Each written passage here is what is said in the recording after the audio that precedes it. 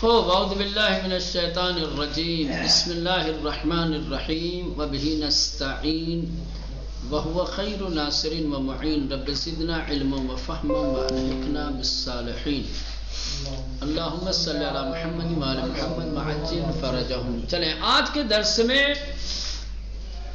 حضرت زید ابن علی کے استاد و شاگردان یہ دیکھنا ہے کہ آپ کے اساتذہ کون کون لوگ تھے، آپ نے کن لوگوں سے تعلیم و تعلم حاصل کیا ہے، کن لوگوں سے آپ نے علم حاصل کیا، کن سے تربیت پائی اور کن لوگوں کو تعلیم اور تربیت دی۔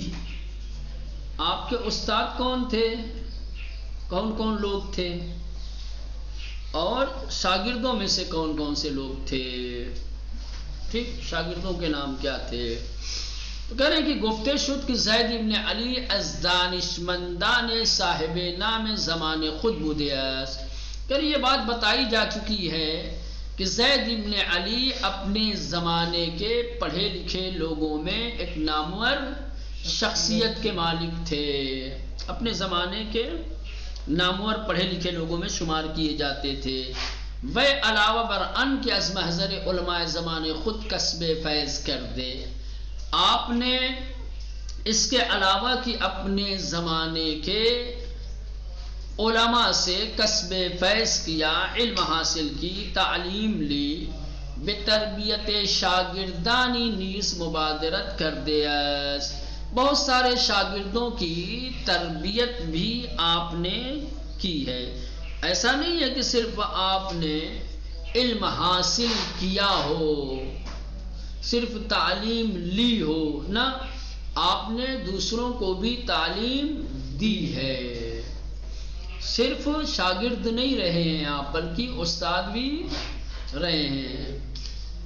از جملے اساتید و افراد زیر می باشند، جن لوگوں نے زید ابن علی کو تعلیم دی ہے، جو زید ابن علی کے اساتذہ رہے ہیں، ان کا نام یہ ہے۔ سب سے پہلے پدرش علی ابن الحسین زین العابدین علیہ السلام، آپ کے سب سے پہلے استاد آپ کے پدر بزرگوار چوتھے امام امام زین العابدین علیہ السلام ہیں، کہ خود چوتھے امام نے اپنے بیٹے زید کو تعلیم دی ہے۔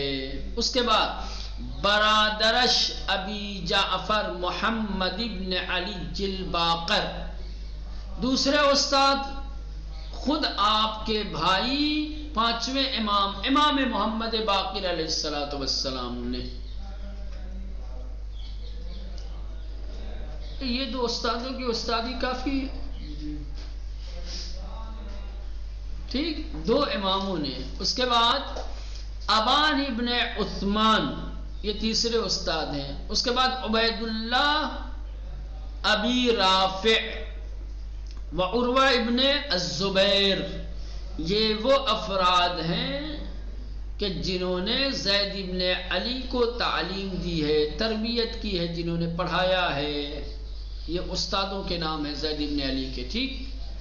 شاگردوں کے شاگردان معروف و عبارت انداز، زید ابن علی کے جو مشہور و معروف شاگرد ہیں ان کے نام یہ ہیں۔ شاگرد تو بہت ہیں، لیکن ان شاگردوں میں جن کی شہرت ہے، جو شناختہ اور پہچانے ہوئے لوگ ہیں، سمجھ رہے ہیں، جن کا تذکرہ ملتا ہے وہ یہ فرزندانش، خود آپ کی اولادیں، اپنے بچوں کو تعلیم دی ہے، اپنے بچوں کو پڑھایا ہے۔ عیسیٰ ابن زید، جیسے عیسیٰ ابن زید، یہ خود ان کے لڑکے ہیں، ٹھیک۔ عیسیٰ ابن زید کون ہے؟ خود ان کے لڑکے۔ محمد ابن زید، یہ بھی ان کے، حسین ابن زید، یہ بھی انہی کے بیٹے، و یحییٰ ابن زید، یہ بھی انہی کے بیٹے، یہ ان کی اولادیں ہیں۔ ہمچنین ابو حنیفہ، اسی طریقے سے ابو حنیفہ کو بھی آپ نے پڑھایا ہے، ابو حنیفہ بھی آپ کے شاگرد رہے ہیں۔ منصور ابن معتمر، ہارون ابن سعد، معاویہ ابن اسحاق، ابو الجارود زیاد ابن منذر، حسن ابن صالح وعلی ابن صالح، محمد ابن عبد الرحمن، محمد ابن مسلم، عمر ابن خالد الواسطی، معمر ابن خطیم الہلالی، قیس ابن الربیع، سفیان ابن ابی الصمت، محمد ابن عبداللہ نفس الزکیہ، ابراہیم، ادریس، یحییٰ و سید موسیٰ و فرزندان عبداللہ و برادران نفس الزکیہ. یہ ان افراد کے نام ہیں کہ جن لوگوں کو زید ابن علی نے تعلیم دی ہے. ٹھیک. اب یہاں آثار علمی زید ابن علی. زید ابن علی نے جو علمی آثار چھوڑے ہیں، جو علمی آثار آپ کی طرف منسوب ہیں، وہ کون سے ہیں؟ 2 اماموں سے آپ نے تعلیم لی. ٹھیک. اور بہت سارے لوگوں کو آپ نے تعلیم دی، تعلیم لیا بھی، تعلیم دیا بھی. تو کیا صرف شاگردوں کو تعلیم دی ہے، یا آپ کے علمی آثار میں سے کوئی اثر بھی ہے؟ کوئی کتاب وتاب، کوئی نوشتہ، کوئی تحریر، ٹھیک، کوئی علمی یادگار آپ کی ہے یا نہیں ہے؟ ہے. نمبر 1 مجموع فقہی حدیثی بنام ہے المجموع الفقہی المجموع الحدیثی. بڑی بات ہے. ایک فقہی مجموعہ، ایک فقہی مجموعہ کہ جس میں دین اسلام کے احکام اور مسائل ذکر ہوئے ہیں. ایک حدیثی مجموعہ کہ جس میں روایتیں ہیں، جن کا نام ہے المجموع الفقہی اور المجموع الحدیثی. والمسند بزید منسوب است، اور اسی طریقے سے مسند جو زید کی طرف منسوب ہے، نسبت دی گئی ہے کہ المسند، المجموع الحدیثی اور المجموع الفقہی زید ابن علی کے علمی آثار ہیں. کہ علماء زیدیے نسبت انکار را بزید شہید پذیرفتیان. جو زیدیہ فرقے کے علماء ہیں، انہوں نے ان کتابوں کی نسبت کو زید ابن علی کی طرف قبول کیا، کہا کہ ہاں یہ کتابیں انہی کی ہے، زید ابن علی کی. لیکن یہ علماء زیدیہ نے اس کو قبول کیا ہے. دوسرے فرقوں کے علماء نے ان کتابوں کی نسبت کو زید کی طرف قبول کیا ہے یا نہیں کیا ہے، وہ الگ مسئلہ ہے. لیکن علماء زیدیہ نے اس بات کو قبول کیا ہے کہ یہ 3 علمی آثار کس کے ہیں؟ زید بن علی کے ہی ہیں. وبرآن شرح نوشتیان، اور باقاعدہ طور پر ان کتابوں کی شرحیں بھی لکھی ہیں علماء زیدیہ نے. یکی از مبسوط ترین شروح از آن قاضی علامہ شرف الدین حسین ابن احمد سیاغی متوفا بسال 1221 است. کہنے کی سب سے مفصل، مبسوط یعنی مفصل، سب سے بڑی شرح ان کتابوں پر جو لکھی گئی ہے، وہ قاضی علامہ شرف الدین حسین ابن احمد سیاغی نے لکھی ہے. یہ علماء زیدیہ کے نامور شخصیات میں سے ہیں کہ جن کی وفات 1221 میں ہوئی ہے یا 1221 میں ہوئی ہے. تو یہ ایک مجموعہ فقہی، مجموعہ حدیثی اور المسند. دوسرے تفسیر غریب القرآن، تفسیری بر آیات مشکل قرآنی کی اگر انتصاب ان تفسیر بزید شہید صحیح باشد، اولین تفسیری خواہد بود کہ در ان زمینیں تالیف شده است. قرآن مجید کی ایک تفسیر ہے جس کا نام ہے تفسیر غریب القرآن. کیا ہے؟ تفسیر غریب القرآن. یہ کتاب قرآن مجید کی مشکل آیتوں کی تفسیر پر مشتمل ہے.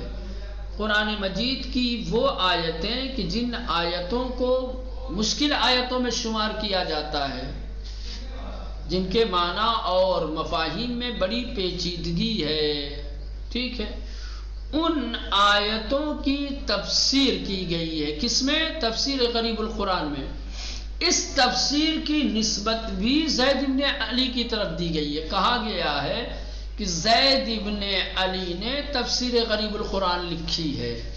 اگر اس بات کو تسلیم کر لیا جائے، اس دعوے کو قبول کر لیا جائے، مان لیا جائے کہ زید بن علی نے تفسیر غریب القرآن لکھی ہے، یہ انہی کی کتاب ہے، تو پھر یہ سمجھ جائیے کہ تفسیر کے زمینے میں، تفسیر کے اوپر یہ پہلا کام ہوگا، یہ پہلی کتاب ہوگی، پہلا اثر ہوگا وہ جو سامنے آیا۔ اس سے پہلے تفسیر کی کوئی کتاب،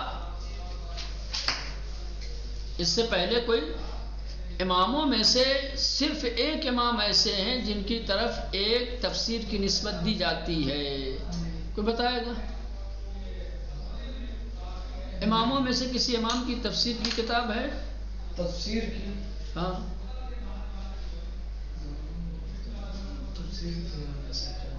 11ویں امام کی پڑھا ہوگا،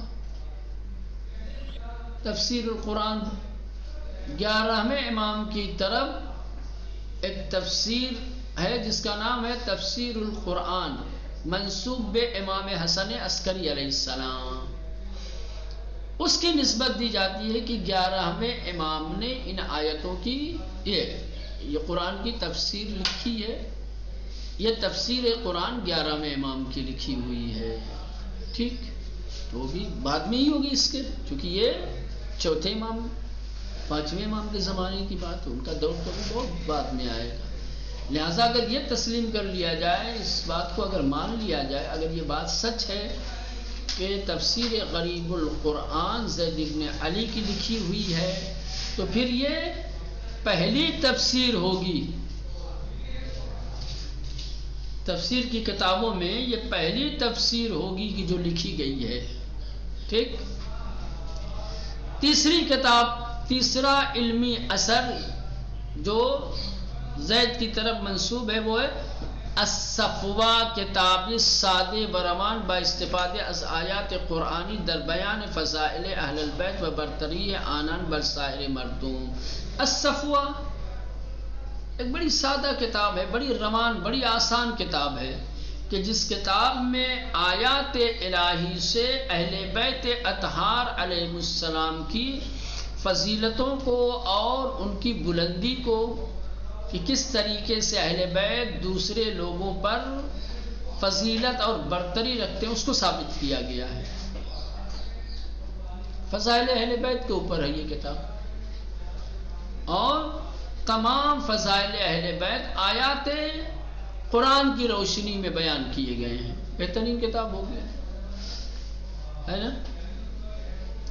الصفوہ کتاب سادے، کریں گے الصفوہ ایسی کتاب ہے کہ جو سادہ اور روان ہے، سادہ اور روان یعنی آسان، جس کو عام فہم، جس کو ہر کوئی سمجھ سکے، با استفادے از آیات قرآنی، قرآنی آیات کا استفادہ کر کے اس کتاب کو در بیان فضائل اہل البیت، اہل بیت اطہار علیہ السلام کے فضائل کے بارے میں، و برتری آنان بر سائر مردم، اور تمام لوگوں پر ان کی برتری کے سلسلے میں لکھی گئی ہے۔ نمبر 4، مناسک حج، رسالہ در بیان اعمال و مناسک حج۔ مناسک حج، اس کے نام سے ہی آپ کتاب کے مطالب کا پتہ لگا سکتے ہیں۔ مناسک حج ہے تو ظاہر سی بات ہے حج کے متعلق جو ارکان ہیں، جو اعمال ہیں، حج کے جو مسائل ہیں، وہی اس میں بیان ہوں گے۔ 5ویں کتاب، پیام بے علماء و امت در ان رسالہ زید شہید اہداف و رسالت قیام خود را تبیین و تشریح کردے است۔ یہ کتاب ہے پیام بے علماء و امت مسلمہ کے علماء اور عوام الناس کو اپنے قیام کے اہداف اور اپنی ذمہ داریوں کے بارے میں آگاہی دی ہے، اور ان کی بھی ذمہ داریاں بیان کی، حالات کے پیش نظر جو حالات تھے ان کے زمانے میں، ٹھیک ہے، اور حالات کو دیکھ کر کے جس طریقے سے آپ نے قیام کیا ہے اپنا فریضہ اور وظیفہ سمجھ کر کے، لوگوں کو اس سے آگاہ کیا ہے کہ میں نے کیوں قیام کیا. جیسے امام حسین علیہ السلام نے اپنے قیام کے بارے میں لوگوں کو باقاعدہ آگاہ کیا، کہا انی لم اخرج اشرم ولا بطرا ولا مفسدا ولا ظالما بل خرجت لطلب الاصلاح فی امت جدید واريد ان امر بالمعروف وانهى عن المنکر. بس اس طریقے سے خطبات دیے ہیں باقاعدہ امام نے. ٹھیک، امام نے خطبات دیے تھے، خطبات کے ذریعے سے اپنے اہداف قیام کو لوگوں تک پہنچایا تھا. زید شہید نے اپنے اہداف قیام کو تحریر کے ذریعے سے ٹھیک امت مسلمہ کے علماء اور خود امت مسلمہ تک پہنچایا ہے. پیام بے علماء امت، علماء اور امت کو پیغام در ان رسالے. ایک رسالہ کہا جاتا ہے بس چند اوراق میں جو بات لکھی جائے کہی جائے اس کو کہتے ہیں کیا؟ رسالہ. البتہ رسالہ ایک رسالہ عملیہ ہوتا ہے جو توضیح المسائل جس کو کہتے ہیں تو کافی ہے نا. جیسے امام ضرور العابدین علیہ رسالہ حقوق اس کو جمع کریں گے تو وہ موٹی نہیں ہے، اب شرح کے ساتھ لکھی گئی ہے تو بہت موٹی رسالہ کو رسالہ کہا جاتا ہے. دوسری کتابوں کی بنسبت جس کا حجم بہت کم ہوتا ہے، ٹھیک ہے، جو چند ورقوں میں جو بات لکھی جائے اس کو کہا جاتا ہے رسالہ. تو بہرصورت کہہ رہے ہیں کہ ہاں مقالہ ہی جیسا جس کو آج مقالہ کہا جاتا ہے رسالہ. چلیں یہ رسالہ زید شہید نے اپنے اس رسالے میں کہ جس کا نام پیام بے علماء و امت ہے، اہداف و رسالت قیام خود اپنے قیام کی ذمہ داریوں کو، رسالت یعنی ذمہ داریوں کو اور اہداف کو کیا ہے بیان کیا ہے اور اس کی شرح دی ہے. تابعین یعنی بیان کرنا، تشریح یعنی شرح دینا. کتب فوق مہم ترین کتاب ہائی ہستن کی بزید ابن علی منصوبہ. کہہ رہے اوپر جن کتابوں کا ہم نے ذکر کیا ہے، جن کتابوں کا ہم نے نام لیا ہے، یہ ساری کتابیں زید ابن علی کی طرف منسوب ہیں. بانتساب انہا کم و بیش مورد تائید علماء و مورخین اس. اور کہہ رہے ان کتابوں کی نسبت کم و بیش علماء اور مورخین کے درمیان کیا ہے؟ قابل تائید ہے، لوگوں نے تائید کی ہے. علماء اور مورخین نے ان کتابوں کی زید کی طرف نسبت کی. ہاں کم و بیش یعنی زیادہ لوگوں نے تائید ہی کی ہے، انکار بہت کم لوگوں نے کیا ہے. اکثر علماء اور مورخین نے اس بات کو تسلیم کیا ہے، مانا ہے کہ یہ کتابیں جن کا تذکرہ کیا گیا ہے یہ زید شہید کی تالیف کی ہوئی، زید شہید کے آثار علمی میں سے ہیں.